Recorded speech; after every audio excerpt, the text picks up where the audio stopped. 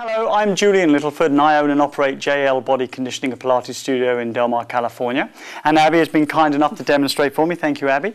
We're going to play a little bit on the Cadillac and we're going to take away the sling apparatus and replace it with two straps. We're going to work the adductors against the abductors. We're going to work the front side of the torso against the back side of the torso. And we're also going to work just a little bit on coordination. First off, she's going to lie down with her head down here and place her feet up in the straps. I've got two red springs here attached up, and it's obviously bolted in so it doesn't move. The yellow long springs with handles, and you can increase the tension. Obviously, I've got it set about 8 inches below the top rung here. You can set it to wherever you need to. She's going to squeeze the legs together, externally rotate, draw the scapulars down in the back. She pushes down through the heels as the pelvis lifts up. She then brings the hands down to the table, all the way down. The most important thing is that they can hold this position. So if they can't hold this position with that setting, bring the bar down just a little bit. She pins her shoulder blades back against the table, taking it out of the neck and putting it in the upper thoracic spine. She stays there, she squeezes the legs, she brings the hands to the hips. She then brings the hands back down to the table, all the way down, and then up to the hips, no higher than the hips. Down and up. Two more. Down and up. One more. Down and hold them at the hips. She stays there. She takes the left leg down towards the table and back to center. She takes the right leg down and back to center. Left leg and right leg. We now combine both. The right hand and the left leg go down towards the floor and back to center. Left hand and right leg down towards the floor, back to center.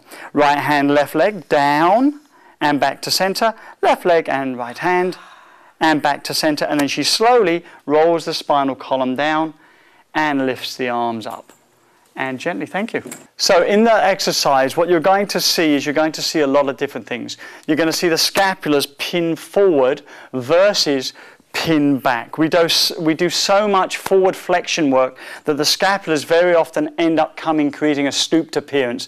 And I'm very much interested in bringing them down. So what we want to try to see is that the scapulars pin down against the table. And we've talked about taking that Superman logo across the back and bringing the scapulars down so they join in the small of the back. When the legs are out, what you're going to see is you're going to see the leg bend slightly if they think of working the heel towards the floor. When she holds the leg up in the strap here, there we go.